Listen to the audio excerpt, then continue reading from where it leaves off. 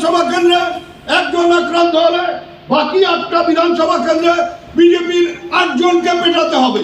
ওই বিজেপি 8 জনকে পেটাতে পারি, তাহলে দেখবেন ওই 8 জন এবং তাদের পরিবারের লোকেরা বিজেপির উপর চাপ সৃষ্টি করবে যে তোমরা গুলি চালিয়ে ঘরে বসে আছো আর ডান খাওয়ার লাগছে আমরা। তাহলে আর দেখবেন ওই সাহস করিয়া আর এইসব গুলি গোলা চালাবে না। ওদের ওই যেটা জগদীশ বলছিল যে এজেন্ট থাকতে দেব না, ও কথা নয়, থাকতে দিবেন না।